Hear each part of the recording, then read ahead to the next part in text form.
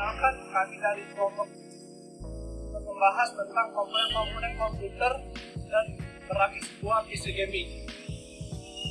Pertama-tama, perkenalkan, nama saya Peter Kutu. Dan nama saya Rini Agama. Nama saya Dan Andi Yirya.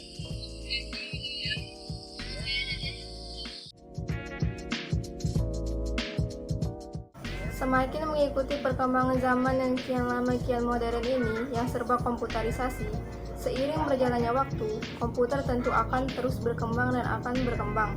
Manusia sebagai pengguna komputer diharapkan agar lebih adaptif dalam mengikuti arus kemajuan teknologi, agar tidak ketinggalan zaman. Komputer pada umumnya digunakan di rumah, perusahaan, dan perkantoran. Tidak hanya itu, masyarakat juga dapat menyeleksi hardware mana saja yang terbaik dalam menunjang kebutuhan masing-masing berdasarkan biaya yang dimiliki. Dalam menjalankan prosesnya, komputer terdiri dari berbagai macam komponen penyusun, yaitu perangkat lunak dan perangkat keras. Saya akan menjelaskan tentang pengertian dan fungsi komponen-komponen terhadap hardware. Hardware adalah semua jenis komponen yang ada pada komputer atau laptop, yang mana bagian fisiknya dapat terlihat secara kasat mata dan dapat dirasakan secara langsung. Jadi, bisa dikatakan jika hardware adalah peralatan fisik komputer yang berguna untuk melakukan proses input, proses output, seperti RAM, CPU, mouse, keyboard, scanner, monitor, printer, dan masih banyak lagi. Berikut adalah beberapa target hardware secara umum, yaitu fungsi yang pertama, yaitu mengolah data atau informasi. Hardware tertentu memiliki fungsi untuk mengolah data atau informasi oleh user, yang nantinya akan diproses menjadi informasi baru untuk mengolah data dan menjalankan proses pada sistem komputer. Yang kedua yaitu menerima output. Ada beberapa hardware yang mempunyai fungsi khusus dalam menerima input dari user. Dengan begitu, nantinya hardware akan memprosesnya menjadi informasi yang baru.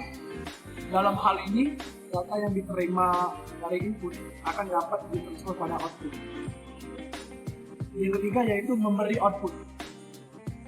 Apabila sudah terproses menjadi informasi baru, hardware akan memberikan output lagi pada user. Seluruh output tersebut dapat dilihat oleh pengguna yang ditampilkan pada hardware khusus. Mekanisme inilah yang saling mempengaruhi antar output. Langkah-langkah merakit komputer. Dalam merakit sebuah komputer, ada beberapa tahap yang harus dilakukan. Terlebih dahulu tahap-tahapnya ialah, pertama itu persiapan dulu. Persiapkan komponen-komponen yang diperlukan untuk melakukan perakitan komputer. Lakukan perakitannya di tempat yang luas. Tempat yang luas bisa bergerak lah, sehingga tidak mengganggu aktivitas. Yang kedua yaitu proses perakitannya. Memulai perakitan komponen komputer dengan memasang satu persatu hardware yang diperlukan. Yang ketiga yaitu melakukan pengujian. Saat proses perakitan telah selesai, maka tahap selanjutnya adalah pengujian. Pada tahap ini, komputer yang selesai dirakit akan dioperasikan. Jika pengoperasiannya berjalan normal atau lancar, maka proses perakitannya telah selesai. Yang pertama, perhatikan keselamatan. Hindari merakit dalam keadaan berkeringat dan tangan basah. Karena apabila sedang berkeringat, memungkinkan untuk keringat akan menetes dan saat kita menyalakan power supply akan terjadi kerusakan pada rakitan. Yang kedua, hindari untuk menyentuh langsung kaki prosesor yang ada. Karena listrik statis yang terdapat dalam tubuh kita akan merusak komponen yang ada. Maka dari itu kita dapat memegang casingnya saat dihidupkan. Berikutnya, perhatikan untuk sebelum menambahkan komponen yang baru, pastikan power supply telah dimatikan. Kemudian ada pula alat-alat yang diperlukan untuk merakit PC. Kelengkapan hardware yang diperlukan yaitu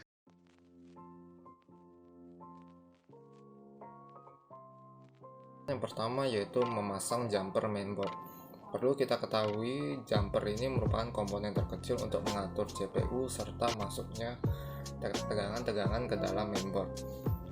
Saya sarankan pertama-tama Anda membaca buku manual terlebih dahulu agar Anda dapat tahu di mana letak jumper ini akan diletakkan. Tahap yang kedua yaitu melakukan pemasangan prosesor. Hal-hal yang perlu diperhatikan dalam tahap ini yaitu menentukan salah satu pin. Buka tuas pengunci ke arah atas, lalu masukkan prosesor. Perlu diperhatikan agar prosesor diarahkan sesuai dengan arah pin.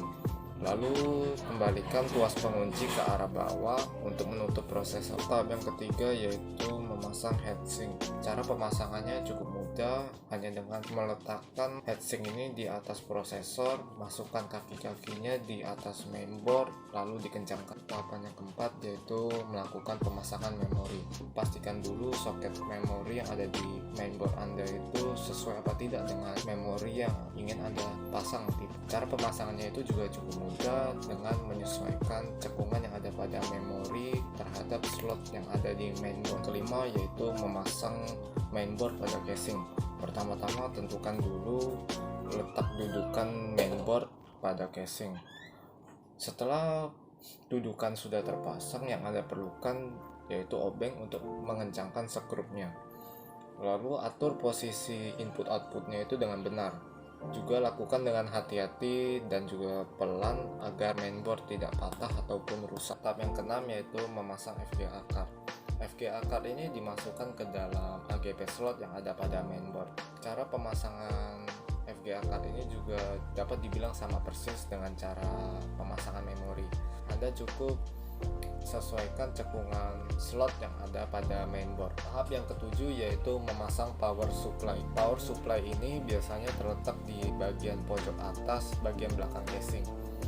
Cara memasangnya ini juga cukup mudah, cukup menempatkannya di tempat power supply yang sudah disediakan, lalu mengencangkannya dengan obeng. Pastikan juga posisinya itu tidak terbalik dan jangan sampai goyang. Lalu tahap yang selanjutnya yaitu memasang kabel-kabel motherboard. Pada tahap ini sambungkan semua kabel-kabel yang tersedia pada power supply ke mainboard untuk memberikan daya, dan tinggalkan kabel untuk HDD dan juga ODD. Kesembilan yaitu memasang ODD atau Optical Device Drive.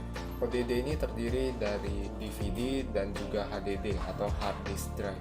Biasanya untuk DVD ini diletakkan di casing pada bagian paling atas depan, sedangkan HDD ini punya casingnya sendiri. Buka penutup base drive-nya itu pada casing, lalu kemudian pasang dan kencangkan baut-bautnya. Langkah yang ke-10 yaitu penyelesaian. Setelah semua kabel dan konektor sudah tersambung, begitu juga mainboard dengan casing, maka langkah yang harus kita lakukan yaitu melakukan finishing dengan cara mengecek apakah seluruh komponen-komponen yang sudah kita rakit itu berfungsi dengan baik apa tidak untuk menjadi sebuah komputer atau PC. Langkah-langkah pengecekan yang harus kita lakukan yaitu yang pertama, melakukan penutupan casing dengan cara menggunakan perkakas obeng untuk mengencangkan baut-bautnya. Lalu memasang kabel port FGA ke monitor dan colokan kabel power monitor. Selanjutnya yaitu colokan kabel power CPU ke soket listrik, kemudian nyalakan. Tahap terakhir yaitu melakukan tes PC. Jika monitor atau PC dapat dinyalakan dengan baik tanpa adanya kendala, maka PC tersebut akan langsung masuk ke dalam mode POS dan kita akan langsung melakukan penyetingan BIOS. Biasanya pada tahap ini timbul berbagai permasalahan seperti adanya kesalahan pemasangan kabel, pemasangan komponen-komponen yang tidak sesuai, dan lain sebagainya. Biasa PC langsung mendeteksi hal tersebut lalu mengeluarkan tanda bunyi seperti beep dengan nada yang teratur. Jika hal ini terjadi, maka periksa kembali pemasangan kabel dan juga posisi komponen-komponen yang sudah Anda rakit sebelumnya. Jadi kesimpulannya, masing-masing perangkat keras memiliki fungsi yang berbeda. Namun untuk fungsi utamanya adalah menampilkan dan menerima proses input, memberikan output, mendukung kerja komputer, serta mengolah informasi atau data yang berada di dalam maupun di luar komputer. Memberi output jika sudah terproses menjadi informasi baru. Perangkat keras akan memberikan output lagi pada pengguna. Periksa terlebih dahulu semua komponen-komponen perangkat keras dan jangan salah spesifikasi. Pemasangan prosesor pada mainboard akan lebih mudah dilakukan jika mainboard belum terpasang pada casing. Kita dapat menggunakan hardware sesuai kebutuhan karena spesifikasi untuk perancangan komputer sudah tersedia. Maka dengan ini diharapkan untuk tidak terjadi pembludakan biaya yang disebabkan salah pembelian spek-spek atau komponen-komponen komputer. Itu saja penjelasan dari kelompok kami.